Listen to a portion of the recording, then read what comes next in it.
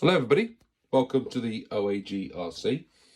It is just the OAG-RC today. I get to do a build video on my own without mini OAG bugging me and trying to be helpful by picking things up and trying to do everything yourself. I am going to make a start on this wonderful frog chassis. It was a gift for me from my good friend Peter Smith at CW01 Creations. I am looking forward to putting this together. It's going to be good to see how this goes on the track, isn't it? Now, I've never built one of these before. This is the ORV chassis from Tamiya. It's got these lovely side arms rather than it being some sort of bathtub shell. You actually build the chassis around these side pieces here. Very unique chassis. Looking forward to it. I don't know much about it, other than I always quite like the look of them as a kid growing up. So, it's a good old-fashioned Tamiya kit, which means I'm going to have to open every single bag and go hunting for parts. But we all know how much we love doing that.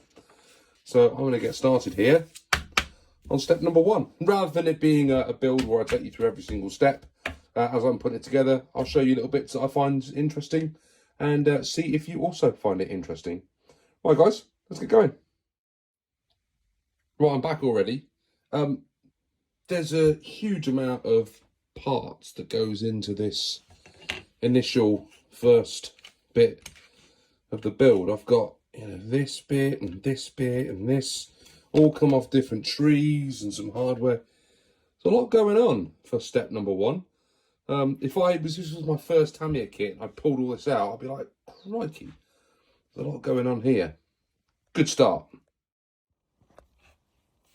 There are some pretty gnarly parts going into step 2. That's the coolest washer I've seen in any Tamiya kit so far. Look at that. And there's loads of metal parts.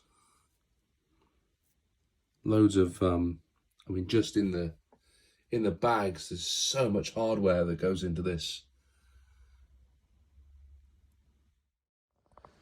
There we go. I have assembled what I think is sort of the front upright stuff.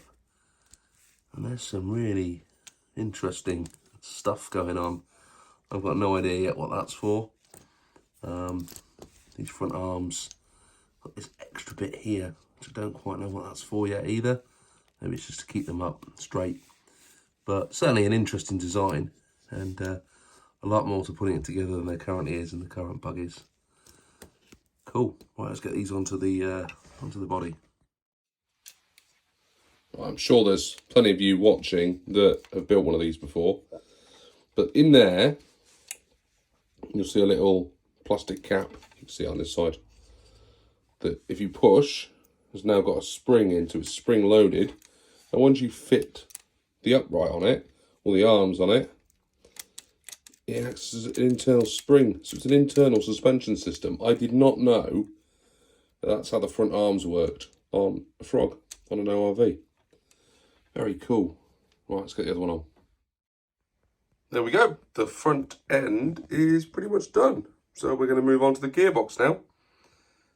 Love how it's all come together. It's quite an engaging build, actually.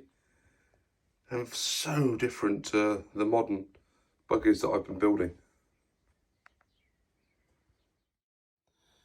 Right, we're building up the gearbox now. So the frog comes with 3 different types of gear that goes into the spur. And I think I'm going to go with this 16-tooth one, this torque one, to hopefully give it a bit of extra grunt around the Orchard Raceway. So I'm going to go ahead and start building up the gearbox. And again, I'll show you anything interesting that comes along. But also, I've had this turn up today. Now, this isn't for the frog, but this is a Holmes Hobbies Retro Sport 540 21 turn motor. Look at that. Get a nice little sticker. We also have a good sticker here at the OAG-RC. Now that is to go in another build that I've got coming in the next couple of weeks, but that is a secret at the moment. So, but whatever it is, that's a clue about it being a retro motor. Right, let's go on with the frog. Right, I've been very busy building up the cassette type gearbox that goes in the back of the frog. It was quite engaging actually, quite a lot of little bits, these little plastic hubs that sit on the outside that hold the spur gear in place, the differentials in here, and again with some plastic sort of out washers, or I don't know what I'd call those. And it all sort of screws together. You're kind of wondering if it's all going to work. And I don't know if you can see it in there, but let's try and get that to focus in. Will it focus? Probably not. But you see the diff moves around quite a bit in there until you put the drive cups in. So I just put them in to make sure it was all okay, and it all works fine. So the next step now is to attach that up to the body, which is what I'm going to go and do now. That was a fun evening mounting up that rear gearbox onto the frog. There's all sorts of cool stuff. You've got those brilliant inner tubes where the drive shafts sit in those there. And these are being held in place with some cable, some body clips. I don't know if that's going to stay when we finish it up, we'll see. But yeah, it all spins nice and freely in there. Where are we? There we go, look. Nice, a free spinning gearbox. Time to build some dampers. So I am absolutely loving those shock absorbers, those dampers on the side of the ORV chassis. Yeah, really, really nice. They, I don't know, they're some sort of metal, I think. Little metal oil canisters. I mean, they're great. They look fantastic. They went together really nicely. And a really interesting mounting position on the side of the chassis. Next job is to attach the pinion gear onto the motor and put that in. I think it goes this side of the chassis, so we'll get on and do that.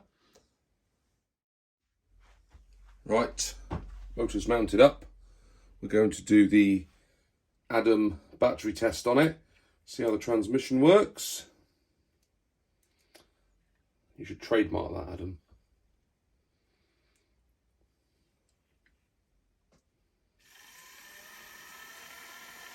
We're in business.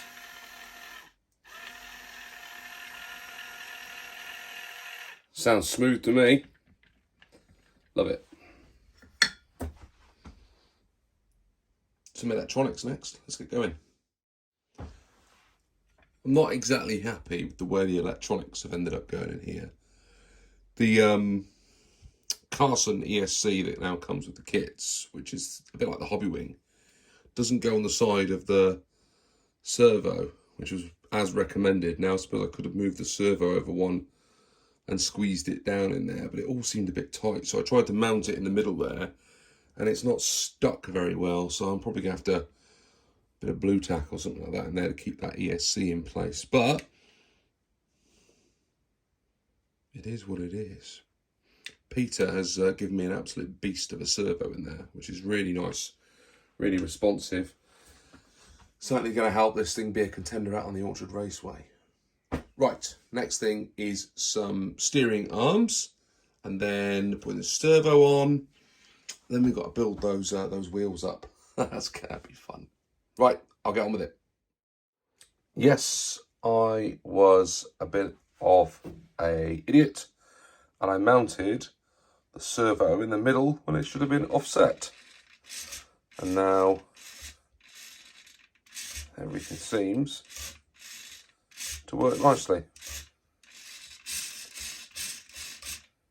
I might even have room for the ESC in there now. Whoops. There we go. I've managed to put the wheels on. Those wheels were a bit tough. The front ones were okay. The back ones were a bit of a wrestle, but we got them there. So it's all up and running. and the ESC is where it was recommended to be in the instructions. Cable management still needs a bit of work, but on the whole, chassis built. I've really enjoyed that. So the next thing we've got to do on the next part is the driver figure and the body. I'm waiting on some paints, some very bright paints, as recommended by my friend Peter. I hope you've all enjoyed this build series. I'm going to go and have a little quick run of this now, make sure it's nice and straight and doing all the things that it should be. I think it's a wicked chassis. Very, very different from a modern buggy. Certainly a bit of Tamiya history, a bit of RC history, and one that I've thoroughly, thoroughly enjoyed. Peter, if you're watching, thank you very, very much for this birthday gift. I very much enjoyed building it, and I actually think this thing's going to do all right round the track as well. All that remains to be said now is, whatever you do, make sure you have fun. Thank you so much for watching. If you've enjoyed the content, please give me a thumbs up. Join me in the comments below, and I will see you all soon on the OAG RC. Bye.